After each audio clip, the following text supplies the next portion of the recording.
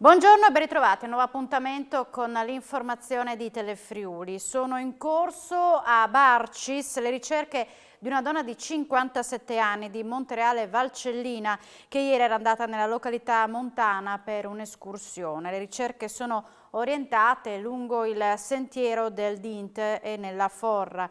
Impegnati i vigili del fuoco e il soccorso alpino. A seguire le operazioni anche il sindaco di Barcis, Claudio Traina, che conferma che le attività di ricerca sono iniziate questa mattina presto. Al momento non ci sono tracce della 57enne.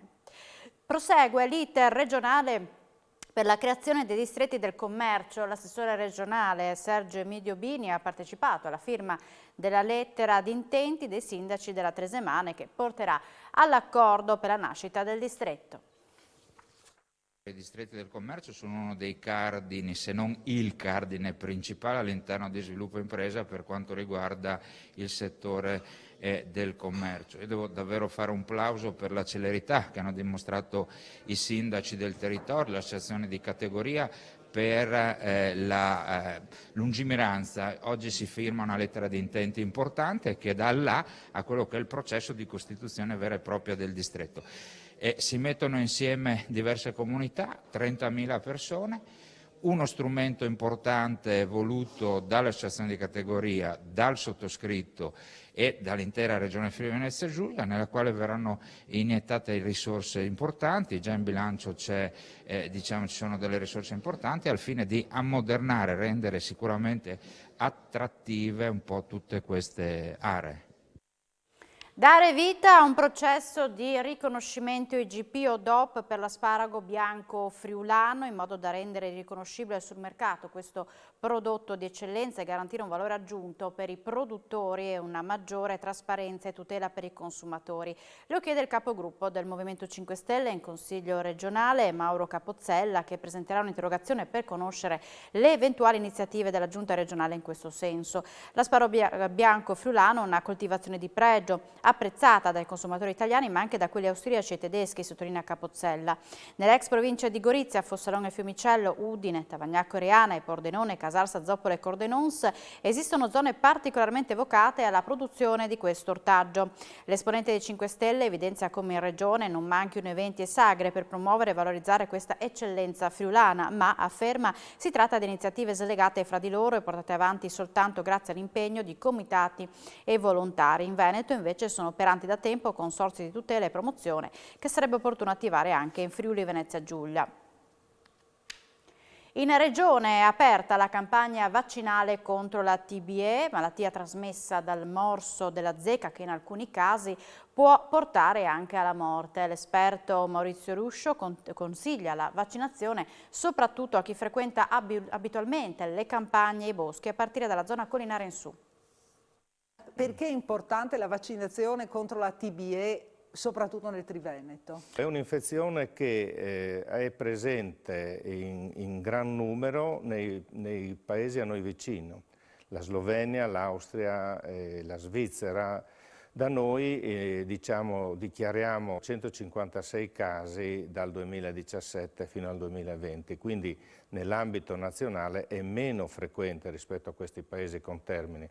Qual è il problema? Che è prevalentemente localizzata nel Triveneto. L'area più interessata nella nostra regione è la Val Canale, la montagna del Pordenonese e in alcune aree anche della Carnia. Quindi dalla zona collinare in su? Dalla zona collinare in su, senza voler promuovere una vaccinazione di massa, il consiglio è di vaccinarsi se si ha abitudine a frequentare le aree in particolare boschive, se si va a fare sport all'aperto, insomma se si frequenta con una certa assiduità queste zone. Vanno comunque preservate le categorie dove c'è maggiore rischio, cioè i cacciatori, i pescatori, quelli che vivono dalla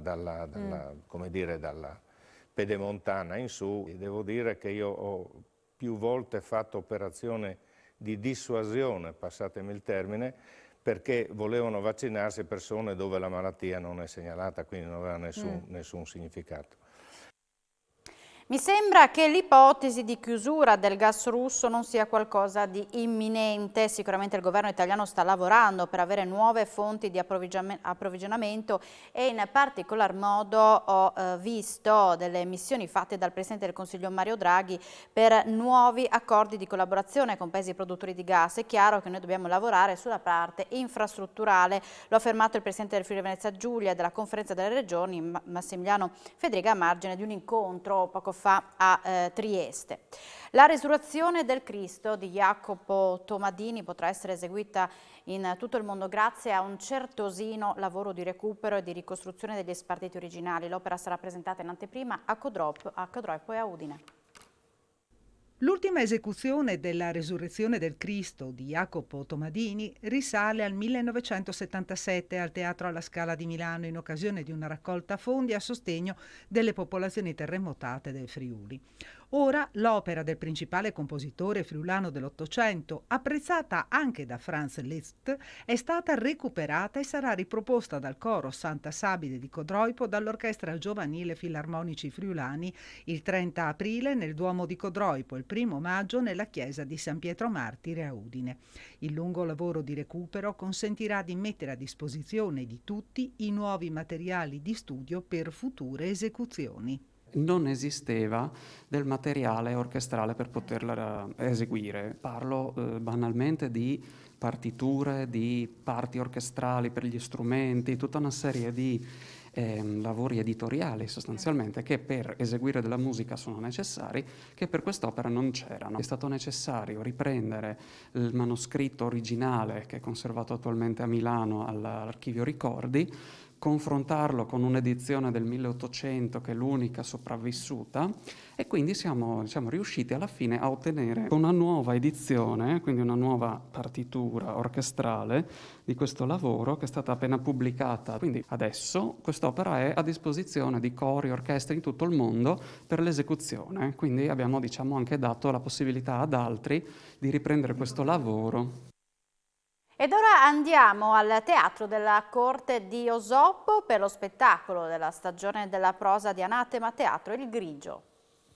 Il regista ed attore Salvatore Della Villa ha riportato in scena Il Grigio, il più importante lavoro in prosa che Giorgio Gaber e Sandro Luporini presentarono per la prima volta nel 1988. A proporre al pubblico regionale un testo ancora oggi rappresentato per la forza ed attualità delle sue riflessioni è stata la compagnia Anatema Teatro, che eccezionalmente ha ospitato la messa in scena al Teatro della Corte di Osoppo quale tappa della propria stagione spettacoli. Il Grigio è la storia di un uomo che si ritira in campagna per stare tranquillo, afflitto più da problemi personali che sociali. La sua desiderata solitudine per riflettere, ritrovarsi, rimettere un po' a posto le cose e volontà di lasciarsi alle spalle la quotidianità di una vita banale, intrisa di ipocrisia, volgarità, un matrimonio non riuscito, un'amante delusa e l'estraneità di un figlio, è però disturbata da un piccolo animale, un topo che sarebbe poi il Grigio, diventato l'elemento scatenante dei suoi incubi e di un inesorabile quanto ironico flusso di coscienza.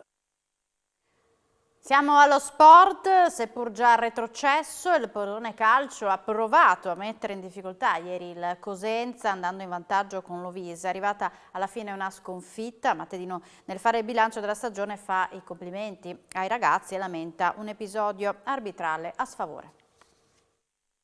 Diciamo che l'annata è stata pesante, perché abbiamo spesso fatto prestazioni del genere e non abbiamo mai raccolto nulla. Mi dispiace moltissimo per chi ha creduto in questi ragazzi come la proprietà, per i ragazzi stessi che stanno ai miei occhi facendo qualcosa di importantissimo. Non è facile venire a giocare con una squadra stimolata e motivata, con dei buonissimi giocatori e ben allenata, con questo entusiasmo a Cosenza, e fare la partita e mettere in difficoltà una squadra in questo momento in buona salute. Questo è un merito che va ai ragazzi, gli va riconosciuto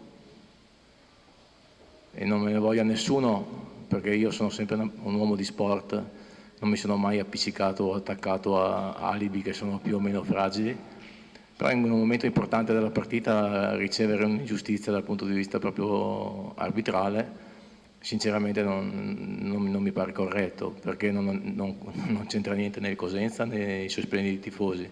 è una festa per il Cosenza oggi, non la voglio minimamente rovinare, ma io sono l'allenatore del Pordenone, lavoro per il Pordenone e devo dire la verità, noi abbiamo rivisto l'immagine del calcio di rigore, è una cosa che è veramente sconvolgente sinceramente, fermo restando, ripeto, che è un episodio in un momento topico della partita e questo mi dispiace.